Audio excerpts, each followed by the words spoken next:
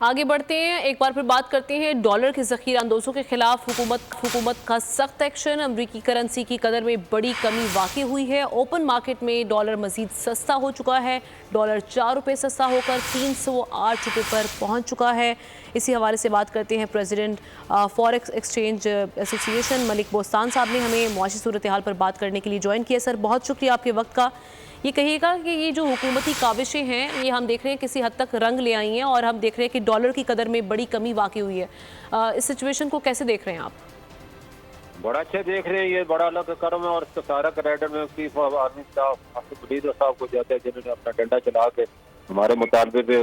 ان کے خلاف crack down کی ہے، بلیک مافیا اور سچے باز مافیا کے خلاف۔ اور اس کا نتیجہ یہ نکلا ڈالر 335 سے کم ہو گیا جاتا ہے، 305 اور 308 کے درمیان ہے اور بھی گرے گا۔ اچھا، اور سال بعد جو ہے پہلی دفعہ انٹر بینک اور فری مارکیٹ بالکل برابر ہو گیا، ورنہ ہمیشہ فری مارکیٹ اوپر ہی جا رہی تھی۔ تو یہ ہم نے انہیں بتایا تھا کہ پچھلے ہفتے ویڈیو پہ میں نے یہ ریکویسٹ کی تھی کہ اس وقت جتنے بھی بلیک مافیا ہے وہ یہیں کمپنی کے مارکیٹوں کے باہر کھڑے ہوں گے، جو بھی کلائنٹ آتا ہے اس کو روک لیتے ہیں اور اسے وہیں زیادہ ریٹ آفر کر کے اپنے خفیہ دفتروں میں لے جاتے ہیں اور ہماری سپلائی انہوں نے بالکل ہی کاٹ دی ہے۔ 90% مارکیٹ ان کے آگے ہیں، جس میں ڈالر کا ریٹ آپ نے دیکھا فری مارکیٹ کا انٹر بینک کا 35 روپے کا فرق تھا جو آج ختم ہو گیا۔ تو میں نے ان کو بتایا کہ اس کو پرماننٹ بنیاد پہ، کہ پہلے بھی 2-3 دفعہ کرنٹائن ہوا ہے، انڈر کرو ہوتے ہیں پھر بھاگ جاتے ہیں پھر آ جاتے ہیں، تو یہ ان کے خلاف مستقل بنیادوں پہ پوری ویجیلنٹ ٹیم بنائی جائے اور جب بھی آئیں ان کو پکڑ کے ان کو سزا دی جائے، ان کی کرنسی ضبط کر لی جائے۔ اور اس کے ساتھ ساتھ ہمیں انڈیا کی مثال ہے، چائنا کی مثال ہے جنہوں نے اپنی اکانومی کو ڈیجیٹائز کی ہے، پرانے نوٹ بڑے نوٹ سارے ختم کر دیے، ہمیں بھی 5000 کے نوٹ ختم کر کے پوری اکانومی کو ڈیجیٹلائز کرنا ہوگا۔ اور یہ جو اس وقت 9000 ارب روپیہ اس مافیا کے پاس پڑا ہے، خبر دی ہے، اور یہ کبھی شوگر میں گھس جاتے ہیں، کبھی آئرن میں، کبھی گولڈ میں، کبھی سلور میں، کوئی نہ کوئی چیز پروڈکٹ میں سٹے بازی کرتے ہیں، کبھی ڈالر پہ۔ تو وہ نان فائلر ختم کر تمام کو فائلر بنائے، تمام آپ کی اکانومی ڈاکومنٹ ہو تاکہ ہر آدمی ٹیکس دے اور یہ پاکستان تک بھی ترقی کرے گا۔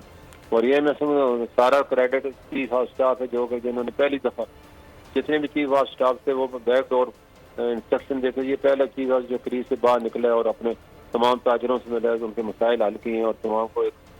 پوری قوم جو مایوسی کا شکار تھی امید کی کرن بن کے ابھرے، تو انشاءاللہ اللہ تعالیٰ کامیاب بھی کرے اور پوری قوم بالکل ایسے سر۔ اچھا، یہ اگر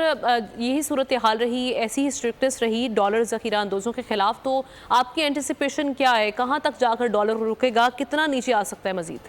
دیکھو ڈالر کا جو ریل ریٹ تو 250 ہی ہے، یہ تو میں بھی کہہ رہا ہوں، ڈار صاحب بھی کہتے چلے گئے اور بلوم برگ نے یہی کہا ہے کہ ہمارا روپیہ بہت زیادہ انڈر ویلیو۔ اب دیکھو نا، ورلڈ بینک کی رپورٹ پڑھے ہیں، افغانستان کا روپیہ جو 29% ری ویلیو ہوا ہے، 88 سے کم ہو کے 82 پہ آ گیا، 12% ان کا انفلیشن کم ہو گیا، 2 ارب ڈالر کو انہوں نے ریزرو بنائی، 7 ارب ڈالر کو انہوں نے معدنیات کے کہنا اس کی گولڈ کے اور آئرن کے معاہدے بھی کر لیے اور سب دنیا کا سب سے بڑا آرٹیفیشل دریا بھی بنا رہے ہیں ایکسپورٹ۔ وہ کہتے ہیں ہم گند و لو ایکسپورٹ کریں گے، وقت آئے گا، ابھی بھی ان کی ایکسپورٹ جو ہے 3 ارب ڈالر تک چلے گی معدنیات میں پر۔ تو ہمیں اسے سبق سیکھ لیں، ہم لوگ جو سادگی یہ 17 ارب ڈالر کی جو انڈسٹری ختم کریں، بجلی مفت اور یہ جو پٹرول مفت، یہ سارے مفتخوریوں سے ان کو جان چھڑائیں قوم کی، یہ مفتخورین ملک کا یہ عرض ہوتی ہے۔ تو اس کے اثرات اب عوام تک منتقل ہوں گے؟ یہ جو ابھی ڈالر کی ہم دیکھ رہے ہیں بالکل ہوں گے، کیونکہ یہ جب یہ امپورٹر مافیا انہوں نے کارٹل بنا دیا تھا کے ساتھ اور بلیک اور حوالہ مارکیٹ کے ساتھ مل کے، جس کی وجہ سے ہماری ورکر منڈے صاحب نے دیکھا مسلسل کم ہو رہی ہے، وہیں سے کیچ کر رہے ہیں اور یہاں پہ جو ہے یہ بلیک والے کم کریں، تو اب اس کے خلاف جب کریک ہوئے گا تو خود بخود ہمارا ورکر منڈس بڑھے گی، ایکسپورٹ بڑھے گی، ہماری ویلیو ایڈڈ بڑھے گا۔ اور ابھی جو جیسے فلٹریشن کونسل بنائی گئی ہے، اس میں ایگریکلچر کو، معدنیات کو، لائف اسٹاک کو اور تمام چیزوں پہ جو آئی ٹی کو پروموٹ کیا جائے گا۔ اور جو ریکارڈ ڈیک ہے اس میں بھی سعودیہ نے رضامندی ظاہر کی، 25% شیئر خریدیں گے۔ امید ہے کسی وقت بھی 25 ارب ڈالر پاکستان میں آ سکتے ہیں جو پاکستان کے تقدیر بدل سکتے ہیں اور پاکستان کو اپنے پاؤں پہ کھڑے کر سکتے ہیں۔ دوست ممالک کا بھی یہی خواہش ہے کہ پاکستان لون کی بجائے اپنے پاؤں پہ کھڑا اور اپنے ایک ویلیو بنائے۔ یعنی آپ کہہ رہے ہیں کہ ابھی جو آرمی چیف کی اور نگراں وزیر اعظم کی حالیہ ملاقاتیں ہوئی ہیں تاجروں کے ساتھ، کاروباری حضرات کے ساتھ، اس سے ایک بے یقینی کی جو کیفیت تھی وہ کافی حد تک کم ہو چکی ہے، لوگوں کا اعتماد بڑھا ہے؟ بہت زیادہ لوگ مایوس ہو چکے تھے اور اللہ نے ایک روشنی کی کرن دی اور یہ اللہ تعالیٰ اس کو کامیاب کرے۔ پوری قوم میں سمجھتا ہوں اپنی آرمی اور کے ساتھ ہے, چیف آف اسٹاف کے ساتھ ہے, جو کہ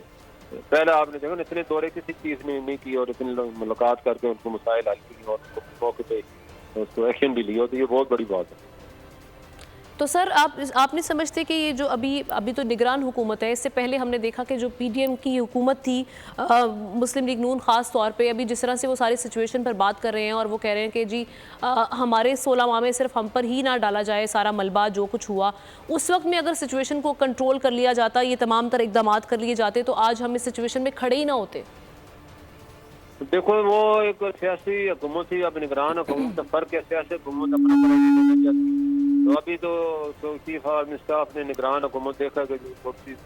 اس کے ہاتھ پاؤں پھول گئے ہیں, جیسے شمشاد بیگم صاحب نے بیان دیا کہ مجھے نہیں پتا تھا اتنے حالات خراب ہے, میں تو چارج نہیں لیتی. تو انہوں نے پھر بہتر سمجھا کہ میں ان کا حوصلہ بنوں اور ان کا لیڈ کروں اور ان کو مایوسی کو امید میں بدلوں. تو یہی وہی جذبہ تھا, وہی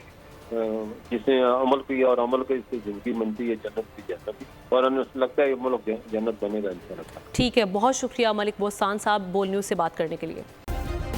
سبسکرائب کریں اور بیل دبائیں تاکہ کوئی خبر رہ نہ جائے.